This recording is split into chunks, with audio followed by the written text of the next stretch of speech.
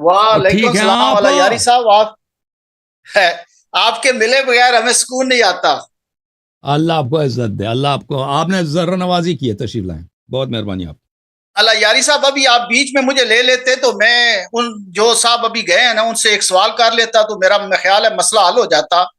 میں ان پہ یہ سوال کرنا چاہتا ہوں کہ مرغی پہلے آئی ہے یا انڈا، اس کا جواب دے دیں وہ مجھے، تو پھر ہم ساری باتوں کا، ان کی باتوں کا جواب دے دیں گے. اللہ آپ کو یہ جزائے ایک ہی خیر. بات وہ پکڑ کے بیٹھ گئے ہیں. وہ یہ کہہ رہے ہیں کہ میرے سامنے سب کچھ ہو، کہ حضور پاک صلی اللہ علیہ وسلم میرے سامنے ہو، وہ چاند کو 2 ٹکڑے کر دیں، وہ مطلب ہے سارے معجزات میرے واللہ سامنے سامنے ہے، دکھائیں واللہ تو سامنے ہے، پھر. واللہ جی سامنے ہے، واللہ جی سامنے ہے، بالکل. سامنے ہے، تو سامنے ہے. اس جیسا کیوں جب نہیں لا اللہ، سکا کوئی؟ جی اس جیسا بالکل. تو اس پاک کتاب کے سورے جو کوئی، یہ بھئی زبان ہے، یہ کوئی دیکھیں، یہ الفاظ ہیں، الفاظ سب کے پاس ہے، الفاظ آپ کے پاس بھی ہے، اللہ کے پاس بھی ہے، ٹھیک ہے نا؟ یہ الفاظ تو اس طرح بالکل نہیں، ایسے ہی ہے. کفار کے پاس الفاظ نہیں ہے، یہ الفاظ تو سب کے پاس ہیں. او بھائی یہ چھوٹے سے سورہ ہیں، یہ ایک سورہ قریش ہے، اعوذ باللہ من الشیطان الرجیم، لإلاف قریش. یہ سورہ معون ہے، یہ سورہ مبارکہ کوثر ہے. دیکھیں 2 لائن بھی نہیں ہے، اللہ یہ دیکھیں 2 لائن بھی نہیں ہے، 2 لائن سے بھی کم ہے. یہ بھی موٹے موٹے کر کے لکھے اس نے، وہ اللہ چھوٹے لکھتا ہے تو 1 لائن بھی نہیں بن جاتا. کیوں نہیں لا سکا بھائی؟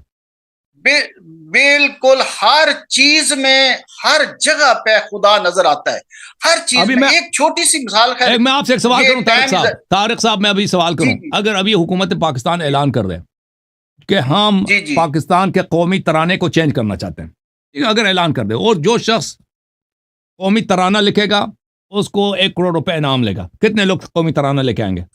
لاکھوں لے کے آئیں گے، کروڑوں کے حساب سے لے آئیں گے. اور ہر ایک بہترین شعر ہوگا کہ نہیں ہوگا؟ بالکل ہوگا، بالکل ہوگا، کوئی اس میں دو اور رائے موجودہ نہیں. قومی ترانے سے بہتر بھی لکھنے والے لے کے آئیں گے، اس سے بہتر بھی لے کے آئیں گے، جی کیونکہ لے یہ کے مشکل آئیں، ہی نہیں ہے. لے کے آئیں، کلام لے کے لکھنے آئیں والے گے. بہت ہیں، اور لکھنے والے ان کے لیے اگر وہ محنت لگا دیں نا، ان کی صلاحیت ہوتی ہے جن کی شاعری وغیرہ، وہ بہت اچھا کلام لکھ سکتے ہیں. تو اب مجھے سمجھائیں، اگر یہ اللہ کا کام نہیں ہے، نبی صلی اللہ علیہ وسلم ہمارے مکہ میں رہتے تھے، کبھی کسی استاد کے پاس تو نہیں گئے نا؟ کبھی کسی استاد کے پاس گئے تھے وہ؟ بالکل ایسے نہیں کسی ٹیچر، کوئی اسکول، کوئی یونیورسٹی، کچھ بھی نہیں ہے. اگر یہ ان کا اپنا نستجیر باللہ من گڑت باتیں، تو اس جیسا ایک سطر کوئی کیوں نہیں لا سکتا؟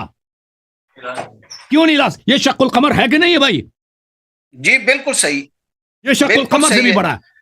نہیں یہ کوئی دلیل یہ ماننے کے لیے تیار ہی نہیں ہے کسی طرف سے. تو پھر یہ سیدھا سیدھا کہیں نا جی بھائی، وہ سارے پیغمبر میرے سامنے آ جائیں اور میرے سامنے سب کچھ کریں تو پھر میں مانوں گا. یہ تو کوئی بات نہ ہوئی نا.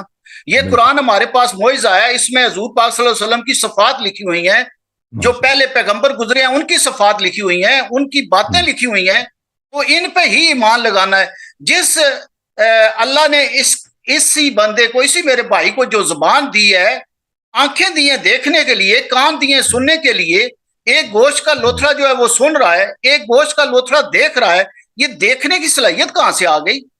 یہ سوننے کی صلاحیت کہاں سے آ گئی؟ یہ سب کچھ میرے رب کا کمال ہے. یہ سورج، چاند، ستارے، یہ میرے رب کا کمال ہے. زمین ہے وہ بے ذائقہ ہے، اس میں کروڑوں ذائقے بھر دیے اللہ تعالیٰ نے. یہ میرے رب کا کمال ہے. اللہ تعالیٰ ہر جگہ پہ نظر آتا ہے. پتہ نہیں کیوں نہیں آتا. یہ مانتے ہیں جی اللہ کو مان رہے ہیں. جب اللہ کو مان رہے ہیں تو اللہ کے قرآن کو مانو. جب اللہ کے قرآن کو مانو گے تو پھر اللہ کے پیغمبروں کو بھی مانو گے، خود مانو گے. یہی دلیل ہے ان کی.